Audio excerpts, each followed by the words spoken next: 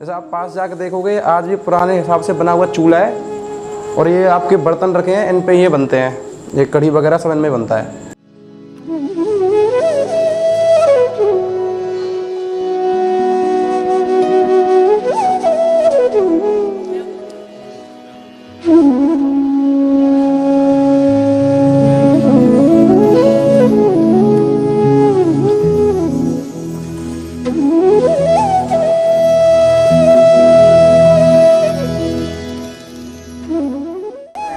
तो नमस्कार दोस्तों, स्वागत है आपका मेरे चैनल पे और आप देख रहे हो मोहित व्लॉग्स। और मैं आपको बता दूं, आज मैं आया हूं नंदगांव में। और नंदगांव में जैसे कि मैंने आपको पहले भी दर्शन कराए हैं, भगवान कृष्ण के नंद महल के भी और अन्य स्थलों के भी दर्शन कराए हैं। तो आज मैं जैसे ही यहाँ पे जब मैं आया ब्रजधाम में, मैं आया था आगे के स्थानों के लिए, दर्शनों के लिए, वृंदावन के लिए, बरसाना के लिए।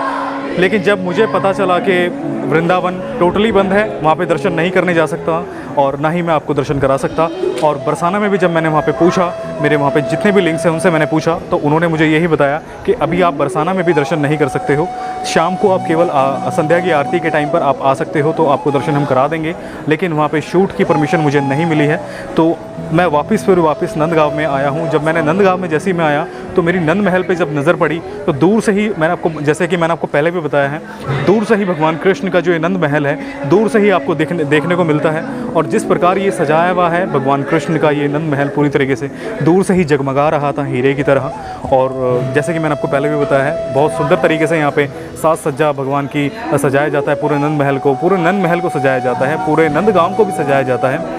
तो यहाँ पर मैं आज आया हूँ और आपको मैं आज यहाँ पे दर्शन कराऊंगा। देखेंगे आज यहाँ पे किस प्रकार यहाँ पे अंदर ठाकुर जी के दर्शन हैं, भगवान कृष्ण के दर्शन हैं, बलराम जी के दर्शन होते हैं और सभी के दर्शन मैं पूरी कोशिश करूँगा आपको यहाँ पे एक झलक दिखा पाऊँ। वैसे मैंने आपको पूरे दर्शन यहाँ पे कराए हुए हैं, हर स्थान के मैंने आपको दर्शन कराए हुए हैं, लेकिन मैं पूरी कोशिश करूँगा मैं आपको यहाँ पे आज भी दर्शन करा पाऊँ। तो चलते हैं अब अंदर, मैं आपको दर्शन कराता हूँ नंद महल में।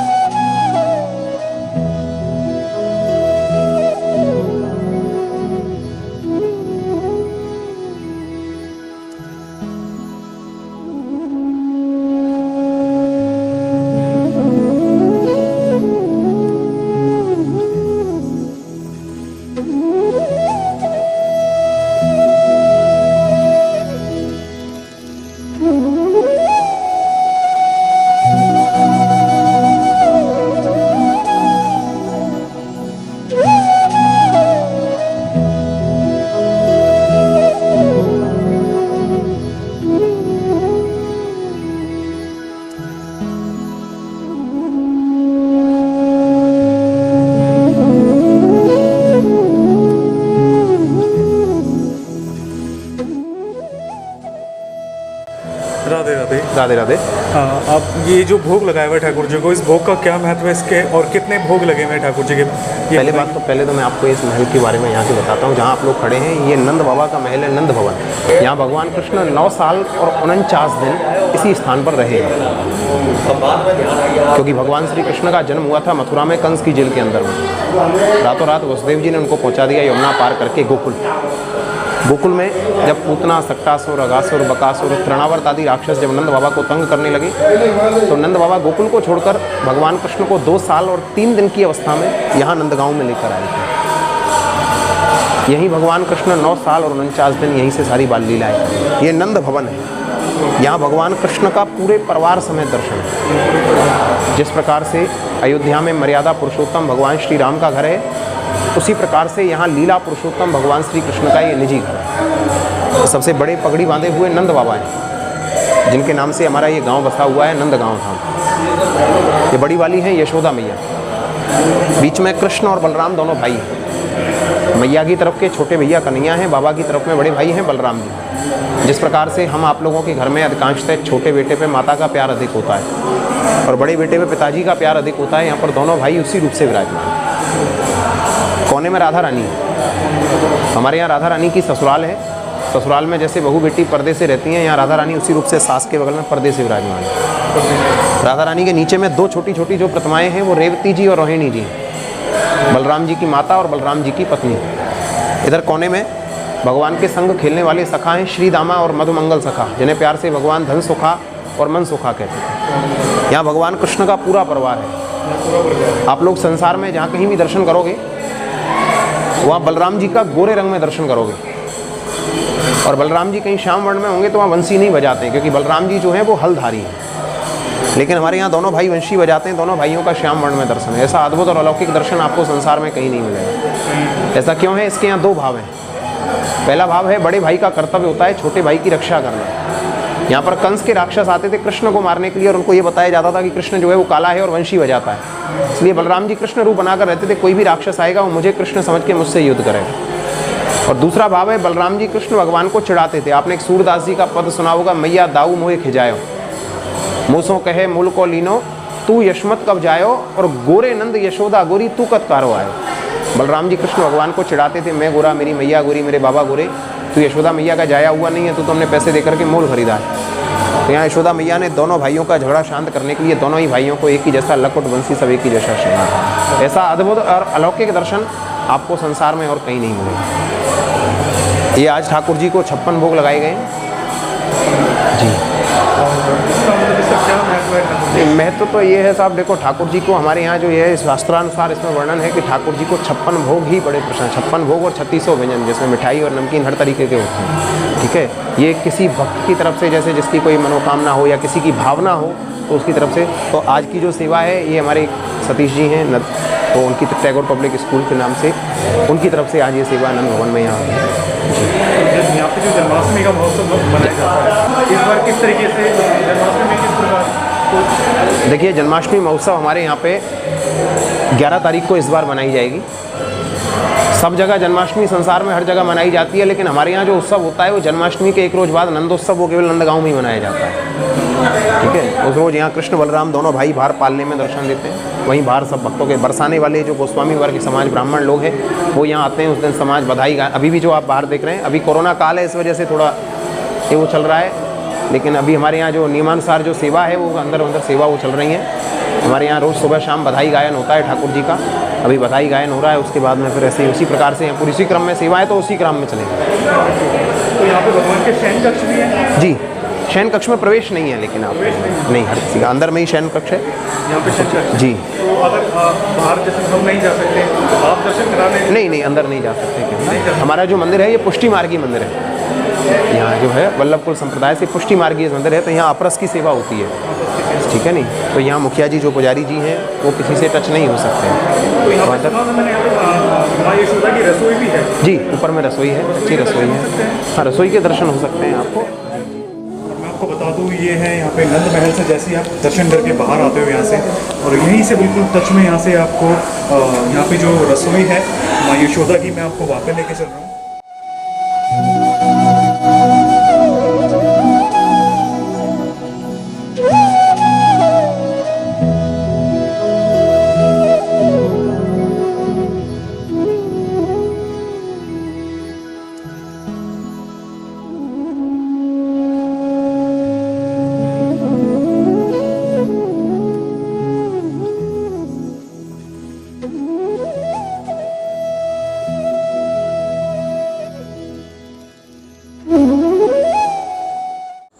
यहाँ के बारे में आप हमें बताएंगे कि ये हमारे यशोदा की जो रसोई है इसका किस प्रकार उपयोग होता है आज भी? जैसे कि आप देख रहे हैं कि यहाँ पे जो भी ये आपको दिखेगा ना, ये चूल्हा रखा है। चूल्हे में आज भी हम उपला, और जो उपला होता है ना गाय के गोबर का, वो कंडे बोलते हैं कई जगह, तो हम उसको बना के और कुछ लकड़ी वगैरह आज भी पुराने ट्रेडिशनल हिसाब से यहाँ पे हम रसोई बनाते हैं। और रसोई में हम यहाँ पे कई विभिन्न प्रकार के सामान, जैसे मतलब जो रसोई में होते हैं ना सामान, जैसे कि आपके फुलके इतने बड़े बड़े सीखते हैं यहाँ पे, और अंगा बनता है। अंगा आपने देखा है? यहाँ पे बेसन का अंगा बनता है अलग तरीके से, और जगह आटे के बनते हैं यहाँ पे, लेकिन बेसन, घी, नमक, मिर्च, पता नहीं क्या क्या डाल के वो रसोईया जो होते हैं वो बनाते हैं। और यहाँ पे सिर्फ जेंट्स को ही अलाउड है, यहाँ पे लेडीज़ को एंट्री नहीं है। यहाँ पे सिर्फ जेंट्स लोग ही बनाते हैं। यहाँ पे सिर्फ जेंट्स लोग ही बनाते हैं। ऐसा क्यों? इसके बारे में अब ऐसा ये पुराने समय से चलता आ रहा है, आज तक यहाँ पे लेडीज़ की एंट्री नहीं हुई है। लेडीज़ की एंट्री। लेडीज़ की एंट्री नहीं है। उसमें पापड़ होता है, चावल होता है, दाल खीर और दाल खीर कढ़ी और आपका चावल चूरमा। तो मतलब एक बहुत सारे आइटम ये डेली बनते हैं और डेली राजभोग पे बनते हैं। ये तो हो गया आपका राजभोग का आइटम। दोपहर की जो आरती लगती है उस टाइम पे लगते हैं। फिर शाम को यहाँ पे बनते हैं पूड़ी सब्जी और आपका दूध। ये सिर्फ शयन भोग पे प्रसाद लगता है। जैसे आप पास जाकर देखोगे आज भी पुराने हिसाब से बना हुआ चूल्हा है और ये आपके बर्तन रखे हैं, इन पे ये बनते हैं। ये कढ़ी वगैरह सब इनमें बनता है, इन्हीं में बनता है सभी, इन्हीं में बनता है। जो कि आप देख सकते हो ये पुराने जो जिस प्रकार यूज़ होते थे बर्तन उसी तरीके के यहाँ पे आज भी यूज़ किए जाते हैं। बिल्कुल। और ये बहुत ही पुराने टाइप का ऐसा लगता है कि जो मतलब ये रसोई है जो एक बहुत ही पुरानी टाइप की है। और यहाँ पे जो चूल्हा यहाँ पे जलाया जाता होगा उसकी वजह से यहाँ पे आप देख रहे हो दीवारें काफ़ी ज़्यादा तो काली हुई हुई है दीवारें काफ़ी। और ये पुराने टाइप का चूल्हा है। यहाँ पे देखोगे आप यहाँ पे नीचे से उस तरफ से इसको वहाँ पे उसी तरीके से लकड़ियाँ उपला उधर से डाल के और इसके ऊपर ऐसे डाल देते हैं बर्तन, उसी पे बनाते हैं। तो आपको मैं नज़दीक से दिखा दूँ, यहाँ से इस तरीके से यहाँ से डाला जाता है उपले वगैरह कुछ भी। और यहाँ से सिकाई वगैरह करके मतलब ये पुराने टाइप का चूल्हा जैसे होते थे उस तरीके के यहाँ पे आज भी यहाँ पे खाना जो भोग होता है भगवान का ठाकुर जी का वो यहाँ पे बनाया जाता है। सुबह 4 बजे बनाने वाले आते हैं और 10 बजे तक बनाते हैं। 10-11 बजे तक बनता है। 10-11 बजे पूरे 6-7 घंटे में जाके बनता है सामान। पूरा 6-7 घंटे बिल्कुल। और डेली बनता है? डेली बनता है। और मैं आपको बता दूं जो अब जन्माष्टमी आने वाली है और जन्माष्टमी पे अगर मेरा पॉसिबल नहीं होगा यहाँ पे आना तो मैं इससे पहले यहाँ पे आज नंदगांव में आया हूँ। और नंदगांव में जन्माष्टमी के लिए जो सजावट है जो आप देख सकते हो। और मैं आपको वहीं बताऊं तो यहाँ पे जन्माष्टमी से पहले जो रश देखने को मिलता था वो रश अब उतना देखने को नहीं मिलता है। मतलब कि वो भक्त जन उतने नहीं हैं यहाँ पे। ये नंदगांव के ही निवासी हैं जो आपको नीचे दिख रहे हैं सारे तरफ में, उस तरफ में हर जगह। बाकी जो बाहर से जो दर्शन के लिए आते थे वो कोई भी दर्शन करने नहीं आए।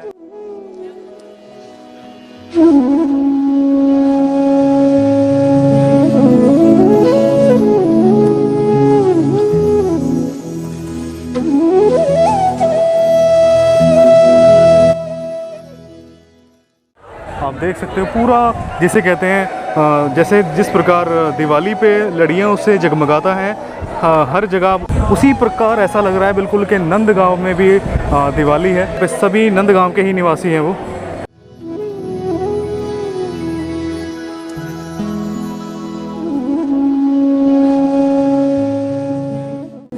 और जैसे कि मैंने आपको पहले भी यहाँ पे दिखाया है नीचे कि नंद महल से आपको पूरे नंदगांव के दर्शन होते हैं। आप नीचे देखोगे ऊपर से देखने में रात में ऐसा लगता है कि जैसे कोई डायमंड जब चमकता है लाइटिंग से।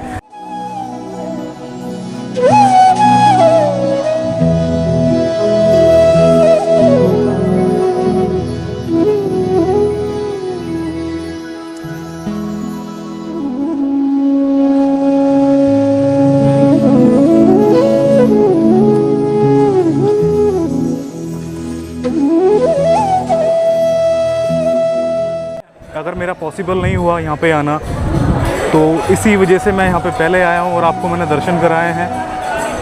आपको उधर अगर आवाज़ आ रही हो वहाँ पे कॉर्नर पे उस पॉइंट पे तो वहाँ पर समाज गायन हो रहा है। यानी कि जो ठाकुर जी का जो समाज गायन होता है आपको मैंने पहले यहाँ पे समाज गायन के भी दर्शन कराए हैं।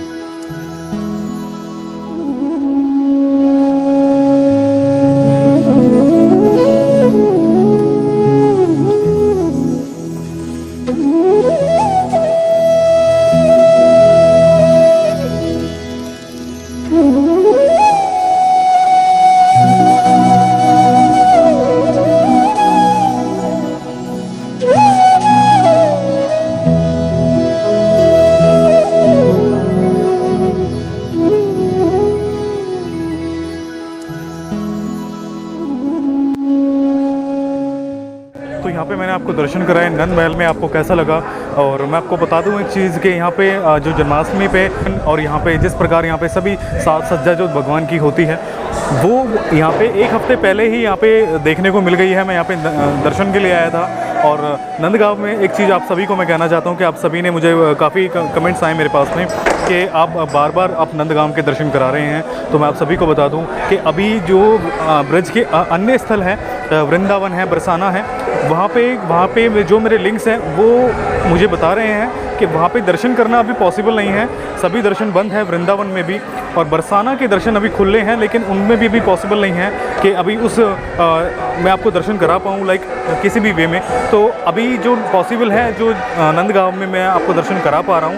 तो यहाँ पे मैं आया था तो जन्माष्टमी का जब मैंने यहाँ पे देखा किस प्रकार यहाँ पे साथ जो यहाँ पे लाइटिंग वगैरह सब कुछ है, तो यहाँ पे मुझे लगा मैं आपको एक बार और दर्शन करवा दूँ नंद महल के। जन्माष्टमी पे अगर पॉसिबल नहीं होगा मेरा यहाँ पे आना, हो सकता है मैं कहीं और आपको जन्माष्टमी पे भगवान कृष्ण के दर्शन कराऊँ, चाहे वो बरसाना हो चाहे वो वृंदावन हो। अगर पॉसिबल होगा तो मैं आप लोगों को ज़रूर वहाँ से दर्शन करवाऊँगा। लेकिन आपको एक चीज़ मैं ये कहना चाहता हूँ कि जिस प्रकार मैंने आपको यहाँ पे दर्शन कराए, इससे पहले भी मैंने आपको यहाँ पे दर्शन कराए हुए हैं, लेकिन उस प्रकार यहाँ पे उतना रश नहीं मिला देखने को भक्तों का। आप सभी को पता है कोविड की वजह से यहाँ पे काफ़ी सिचुएशन ऐसी चली हुई है कि हर जगह दर्शन भी बंद है और सोशल डिस्टेंसिंग के ज़रिए दर्शन हो पा रहे हैं। लेकिन यहाँ पे ज़्यादातर आप सभी को मैं बता दूँ, यहाँ पे ज़्यादातर सभी नंदगांव के ही निवासी हैं जो यहाँ पे दर्शन कर रहे हैं, और गिने चुने लोग हैं जो बाहर से आए हुए हैं यहाँ पे के दर्शन कर रहे हैं। और आपको कैसा लगा यहाँ पे दर्शन करके प्लीज़ कमेंट्स में ज़रूर बताना, और वीडियो अच्छा लगा है तो वीडियो को लाइक करना, वीडियो को शेयर करना, और कमेंट करके बताना वीडियो आपको कैसा लगा है। मिलते हैं ऐसे किसी नए वीडियो के साथ में, तब तक अपना ख्याल रखिए और देखते रहिए मोहित व्लॉग्स। आगे ब्रज धाम के और वीडियोस ऐसे आते रहेंगे मेरे चैनल पे। आपको अनसीन प्लेसेस के मैं दर्शन कराता रहूँगा। जब तक अभी दर्शन नहीं खुलते हैं प्रॉपर वे में, मैं आपको अभी भी दोबारा यही बोल रहा हूँ, जब तक दर्शन नहीं खुलते हैं प्रॉपर वे में तब तक मैं आपको नंदगांव के और भी जो स्थल हैं वहाँ के दर्शन कराऊंगा। लेकिन वृंदावन और बरसाना के दर्शन अभी मेरे लिए पॉसिबल नहीं हो पा रहा है, लेकिन मैं कोशिश कर रहा हूँ कि किसी भी प्रकार मैं आपको वहाँ के दर्शन करा पाऊँ। आपको यहाँ के दर्शन करके कैसा लगा है हमें कमेंट्स में ज़रूर बताना। तो आज की वीडियो में फ्रेंड्स बस इतना ही। वीडियो अगर अच्छा लगा है तो वीडियो को लाइक करना, वीडियो को शेयर करना और कमेंट करके बताना वीडियो आपको कैसा लगा है। मिलते हैं ऐसे किसी नए वीडियो के साथ में, तब तक अपना ख्याल रखिए और देखते रहिए मोहित व्लॉग्स। आगे ब्रज धाम के वीडियोज़ ऐसे ही आते रहेंगे, और आप मुझे इंस्टाग्राम और फेसबुक पर ज्वाइन कर सकते हो। दोनों के लिंक्स आपको डिस्क्रिप्शन बॉक्स में मिल जाएंगे। तो आज की वीडियो में फ्रेंड्स बस इतना ही। जय श्री कृष्ण।